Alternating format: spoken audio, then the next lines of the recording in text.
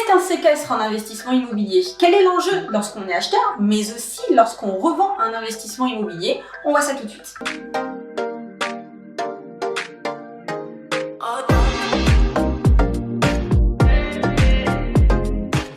Salut, c'est Amel, juriste et investisseuse immobilier. Si vous ne connaissez pas encore ma chaîne YouTube, et là j'ai un petit coup de fil de mon équipe qui me dit que vous êtes près de 80% à suivre cette chaîne YouTube sans vous être abonné, alors il faut tout de suite cliquer sur la cloche pour recevoir la notification et bien sûr vous abonner à cette chaîne qui est sur le juridique, la fiscalité et les bonnes pratiques de l'investissement immobilier. Et si vous débutez, il y a un petit lien vers mon atelier PSR d'une heure offerte sur l'investissement de A à Z. Alors aujourd'hui, on aborde les bénéfices donc de savoir comment on gère un séquestre en investissement immobilier et je vais vous donner mon expérience personnelle. Alors, la définition juridique de ce qu'est un séquestre, c'est une somme d'argent que le notaire ou l'agence immobilière peut être amené à nous contraindre à verser et qui représente entre 5% et 10% de montant de l'acquisition pour pouvoir aller signer un compromis, une promesse de vente. Par exemple, je veux acheter un investissement immobilier qui coûte 100 000 €, on peut me réclamer l'usage, je veux que ça soit entre 5 et 10%, donc entre 5 000 et 10 000 € que je vais verser en tant qu'acompte pour pouvoir aller au compromis en qualité d'acheteur. Si jamais, au final, j'ai un refus de prêt, eh bien on va me rendre cet argent, alors très souvent en déduction de frais de notaire, parce que les notaires travaillent quand même sur le sujet, sur le compromis, sur la promesse, donc on ne récupère pas forcément 100%. Et si jamais j'arrive à avoir mon prêt bancaire, ces séquestres, ces montants de séquestres vont être déduits au final du décompte que l'on va verser auprès du notaire. Donc on ne reversera pas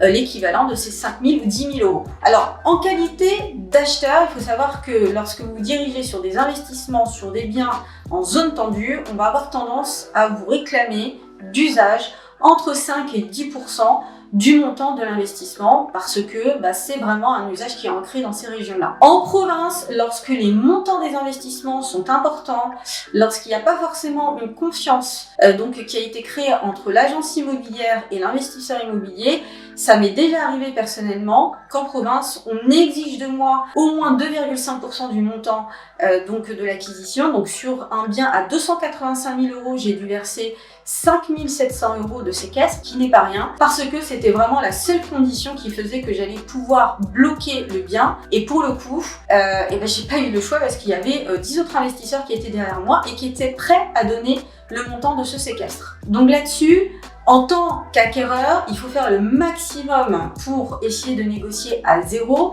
mais il y a certaines circonstances et certaines régions dans lesquelles vous n'allez pas réussir à pouvoir le faire. Pourquoi négocier ce séquestre à zéro? Tout simplement parce que ça va vous faire de l'épargne de précaution en plus et que ça va vous permettre de légitimer auprès de votre banque au moment de l'offre de prêt, de la demande de prêt, de pouvoir avoir de l'épargne en plus sur votre compte bancaire pour avoir les meilleures chances d'obtenir votre prêt.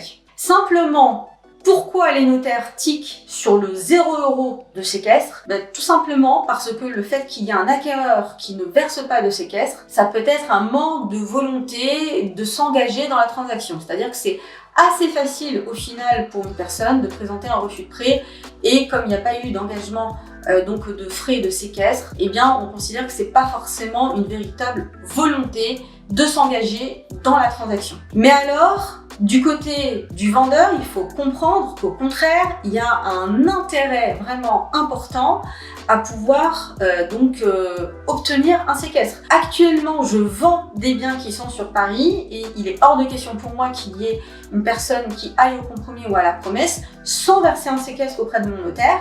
Tout simplement parce que s'il y a un problème dans le cadre du compromis ou de la promesse, je peux faire jouer une clause d'indemnisation et le fait que mon notaire ait déjà une somme d'argent en qualité de séquestre sur son compte bancaire, mon notaire pourra bloquer cette somme-là pour dire à l'acheteur, là il y a un problème par rapport à la transaction et déjà la somme d'argent qu'on a bloquée sur le compte peut revenir au vendeur, en l'occurrence moi. Donc ça me protège aussi par rapport à la bonne exécution de la promesse ou du compromis. Donc Voilà, lorsqu'on achète un bien immobilier en tant qu'investisseur, il vaut mieux mettre 0 € de séquestre, mais c'est pas forcément évident, il n'y a pas une recette magique là-dessus.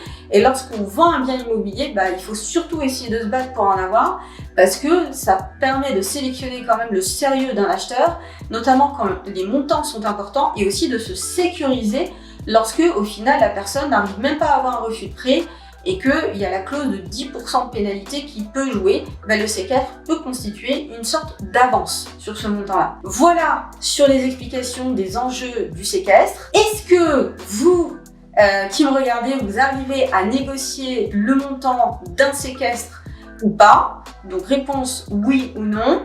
La réponse, ce sera dans le sondage qui est dans l'onglet communauté de ma chaîne YouTube. Et la réponse aussi, ça va être sur mon compte Instagram, donc n'hésitez pas à vous abonner, vous allez trouver le lien dans la description de cette vidéo. Donc si vous voulez voir d'autres vidéos sur ma chaîne, vous pouvez aller voir ici. Si vous voulez commenter aussi ma vidéo, n'hésitez pas à le faire. Et pour vous abonner, vous pouvez cliquer par là. À très bientôt pour une nouvelle vidéo.